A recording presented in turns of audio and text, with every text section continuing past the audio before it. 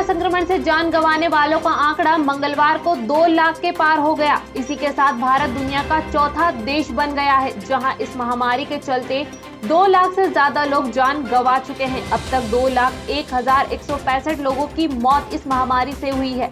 America में अब तक सबसे ज्यादा 5.87 लाख, ब्राजील में 3.95 लाख और मैक्सिको में 2.15 लाख लोगों की मौतें हुई है। महाराष्ट्र के ठाणे शहर के मुंब्रा में प्राइम क्रिटिकेयर अस्पताल में बुधवार को आग लगने से 4 मरीजों की मौत हो गई। आग सुबह अस्पताल की पहली मंजिल पर लगी।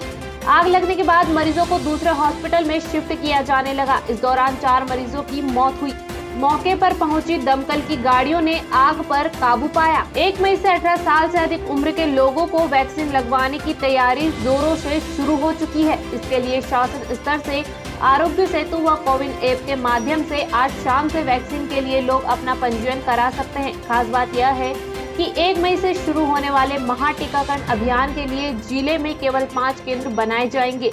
यह जानकारी वीडियो कॉन्फ्रेंस के जरिए एनएचएम की एमडी छवि भारद्वाज ने दी। नोएडा सेक्टर 39 स्थित सीएमओ कार्यालय में मंगलवार दोपहर 3 महिलाएं अस्पताल में भर्ती अपने मरीजों को रेमडेसिविर लगवाने के लिए भटक रही थी। इस दौरान कार्यालय पहुंचे सीएमओ डॉक्टर दीपक ओहरी के आगे तीनों महिलाएं पैर छूकर मरीजों को रेमडेसिविर लगवाने की गुहार लगाने लगी, लेकिन सीएमओ उनकी रिपोर्ट लेकर आश्वासन देते हुए आगे बढ़ गए। कोरोना काल में ऑक्सीजन का संकट लोगों की जान ले रहा है, फिर भी लोग पेड़ों का महत्व नहीं समझ रहे हैं। इसी को ध्यान में रखते हुए मध्य प्रदेश के सिंघोरी वन अभ्यारण्य में 2 पेड़ काटने वाले एक आरोपी छोटे लाल पर बम्होरी वन विभाग ने 1,21,07,700 रुपए का जुर्माना लगाया। दरअसल ये दोनों पेड़ सागौन के थे। सुप्रीम कोर्ट ने मंगलवार को देश में चल रही ऑक्सीजन की किल्लत को देखते हुए बड़ा फैसला लिया है। सुप्रीम कोर्ट ने तमिलनाडु के तूतीकोरिन स्थित वेदांता के ऑक्सीजन प्लांट को दोबारा खोलने की मंजूरी दे दी है। अदालत ने देश की जरूरत को देखते हुए ये फैसला लिया है। हालांकि सुप्रीम कोर्ट ने वेदांता को हिदायत भी दी है कि प्लांट खोलने के ऑर्डर की आड़ में वो कॉपर प्रोडक्शन का काम नहीं कर सकती है। कोरोना महामारी के कारण देश में अभी अफरा तफरी मची हुई है। महामारी का खौफ ऐसा है कि इस बार शहर समेत गाँवों को अपनी चपेट में ले लिया है। लोग इस महामारी से बचने के लिए डॉक्टर, शासन, प्रशासन समेत अपने कई स्तर पर प्रयास कर रहे हैं ताकि इस महामारी के चंगुल से बच जाएं। दूसरी ओर कोरोना महामारी को देखते हुए कई गांवों में जागरूकता की गजब की मिसाल देखने को मिल रही है। ग्वालियर के जीवाजी विश्वविद्यालय में 1 मई से शुरू होने वाली तृतीय वर्ष की परीक्षा स्थगित कर दी गई है। शहर में फैल रहे कोविड-19 के संक्रमण को देखते हुए यह फैसला लिया गया है। पश्चिम बंगाल में चुनाव ड्यूटी से भरनी स्थित सीआरपीएफ कैंप के 46 जवान मंगलवार को सुबह बिलासपुर लौटे। सुबह 6 बजे बारी बारी से सभी जवानों का जोनल स्टेशन पर ही कोरोना जांच की गई। सभी जवानों में से 8 जवान इस दौरान कोरोना संक्रमित मिले, जिन्हें कैंप में ही होम आइसोलेट करने का सुझाव दिया गया।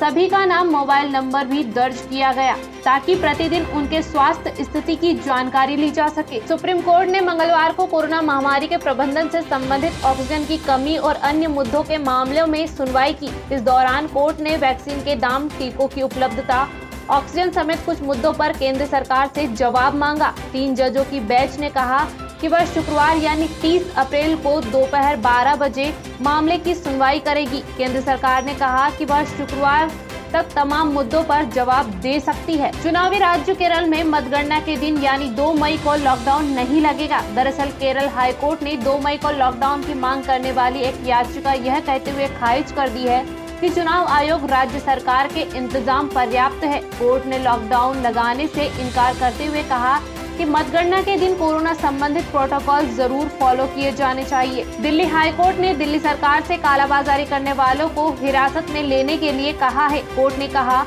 कि आपके पास कार्रवाई करने की शक्तियां हैं। हाईकोर्ट ने नाराजगी जाहिर करते हुए कहा कि ऑक्सीजन सिलेंडर का कारोबार पूरी तरह गड़बड़ है। कालाबाजारी की सूचनाएं सामने आ रही है। कोर्ट में दिल्ली सरकार के वकील ने बताया कि कालाबाजारी करने वालों पर कार्रवाई की जा रही है। हमने कारण बताओ नोटिस जारी भी किए हैं। इंदौर कलेक्टर मनीष सिंह द्वारा सेवा कुंज हॉस्पिटल को कोविड केयर सेंटर घोषित किया गया है। इस संबंध में आदेश जारी कर दिए गए हैं। कलेक्टर सिंह ने निर्देश दिए कि कोविड केयर सेंटर में कोविड-19 पॉजिटिव लक्षण रहित व्यक्तियों को ही रखा जाए। सेंटर पर विद्युत की वैकल्पिक व्यवस्था भी रखी जाए। आवश्यकता अनुसार ऑक्सीजन की व्यवस्था भी रखे। किसी भी व्यक्ति को लक्षण होने पर कोविड अस्पताल में भर्ती कराने की व्यवस्था सुनिश्चित करें। कपूर परिवार के सबसे छोटे बेटे राजीव कपूर का 9 फरवरी को निधन हो गया था। वो तलाकशुदा थे और उनकी कोई संतान भी नहीं थी। ऐसे में उनकी प्रॉपर्टी का मामला कोर्ट में है। बॉम्बे हाई कोर्ट में उसकी सुनवाई हुई, जहां कोर्ट ने रणधीर कपूर और रीमा जैन से अंडरटेकिंग मांगी है, जिसमें कहा गया है कि राजीव की डाइवोर्स डिग्री को खोजे और उसे कोर्ट में सामने प्रस्तुत करे। ग्वालियर नगर निगम के जोनल ऑफिस क्रमांक 11 में निलंबित सिटी प्लानर प्रदीप वर्मा से जुड़ी फाइलों को जलाकर नष्ट करने के मामले में अपर आयुक्त मंगलवार को सीज रिकॉर्ड को तलब करेंगे। नगर निगम आयुक्त के निर्देश पर गठित जांच कमेटी ने अपना काम शुरू कर दिया है। इस मामले में जोनल ऑफिस क्रमांक 11 के जेडओ से लेकर पूरा स्टाफ दहशत में है। रिकॉर्ड जलाए जाने की पुष्टि होने के बाद इस मामले में नगर निगम आयुक्त ने भारी नाराजगी भी जताई है। भोपाल इतवारा रोड स्थित जिला क्षय केंद्र का टीबी सेंटर तक के पहुंच मार्ग को बैरिकेड्स लगाकर बंद कर दिया गया है। इधर से इलाज के लिए या जरूरी काम से आने जाने वाले लोगों को परेशानी हो रही है।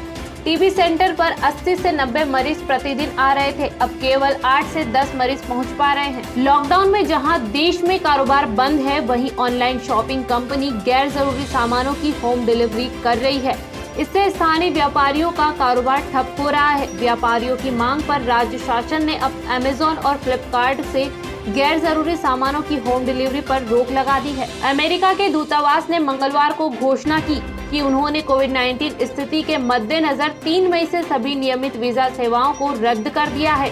यूएस दूतावास जनरल ने मंगलवार को ट्वीट कर लिखा, कोरोना की स्थितियों को ध्यान में रखते हुए अमेरिकी वाणिज्य दूतावास हैदराबाद में सभी नियमित वीजा सेवाओं को 3 मई से रद्द कर दिया गया है। आपातकालीन अमेरिकी नागरिक सेवाएं और वीजा नियुक्तियां उस सीमा तक जारी रहेगी, तब तक स्थानीय स्थितियां ऐसी रहेगी। हम इस दौरान अनुसूचित आपातकालीन नियुक्तियों का सम्मान करने का हर संभव प्रयास करेंगे। थाईलैंड सीमा के करीब पूर्वी म्यांमार में मंगलवार सुबह सैन्य चौकियों पर हमला किया गया। इस क्षेत्र पर मूल अल्पसंख्यक केरन समुदाय के लड़ाकों का नियंत्रण है। म्यांमार में सेना के तख्तापलट के बाद से हालात बिगड़ते ही जा रहे हैं। जूटा ने म्यांमार के संकट को सुलझाने के लिए आसियान देशों के दिए गए सुझाव पर विचार करने का आश्वासन दिया, जिसके बाद से इन झगड़ों की शुरुआत हुई। चीन को ताइवान के बाद अब फिलीपीन ने भी आंखें दिखाना शुरू कर दिया है। उसने दक्षिण चीन सागर में उन्हीं विवादित द्वीपों के निकट सैन्य अभ्यास शुरू किया है, जिन पर चीन अपना दावा करता रहा है। ताइवान के बाद